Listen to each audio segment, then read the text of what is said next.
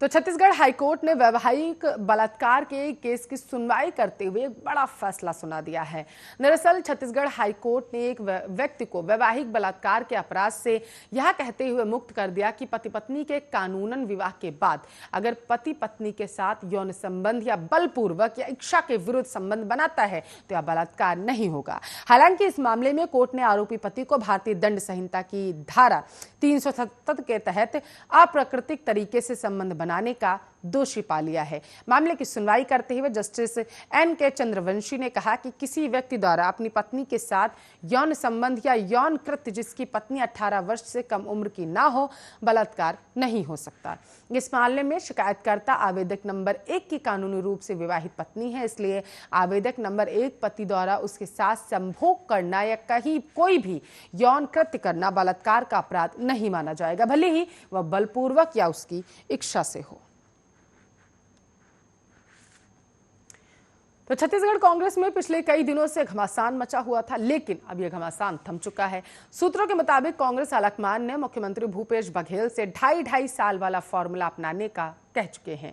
राज्य में नेतृत्व परिवर्तन की चर्चा के बीच सीएम बघेल ने कल पार्टी के पूर्व अध्यक्ष राहुल गांधी के साथ लंबी बैठक की थी। बघेल ने कहा, मुख्यमंत्री के तौर पर उनकी ओर से दिए गए निमंत्रण पर राहुल गांधी अगले सप्ताह राज्य का दौरा करेंगे। राहुल गांधी के साथ करीब 3.5 घंटे की मैराथन बैठक के बाद बाहर निकलने के बघेल ने मुख्यमंत्री पद के 2.5 साल के फॉर्मूले पर पूछे गए सवाल का सीधा उत्तर नहीं दिया और सिर्फ यह कहा कि कांग्रेस के आलाकमान ने जो भी कहा है, छत्तीसगढ़ प्रभारी पीएल पुनिया ने जो पिछले दिनों कहा था, उसके बाद कोई बात बाकी नहीं रह जाती।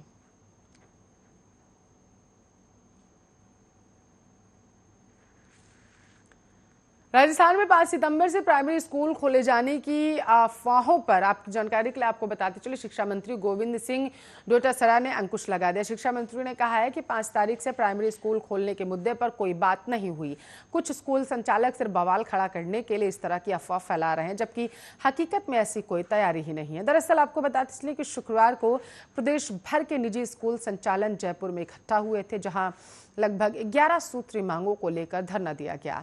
इस धरने से 5 सदस्य प्रतिनिधि मंडल शिक्षा मंत्री गोविंद सिंह डोटासरा से मुलाकात करने पहुंचा था।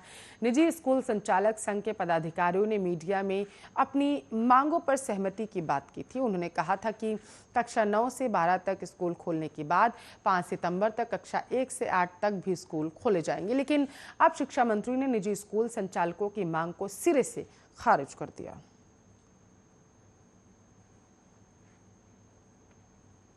तो भारतीय मौसम विभाग ने राजधानी दिल्ली को लेकर अगले सप्ताह की शुरुआत में मौसम खराब रहने की आशंका जता दी है। वहीं आईएमडी ने केरल में भारी बारिश की आशंका जताई है और 6 जिलों के लिए ऑरेंज अलर्ट जारी कर दिया है। आपको बताते चलें, इतना ही नहीं, आज पूर्वी उत्तर प्रदेश और बिहार के कुछ हिस्सों में भी भारी बारिश हो सकती है।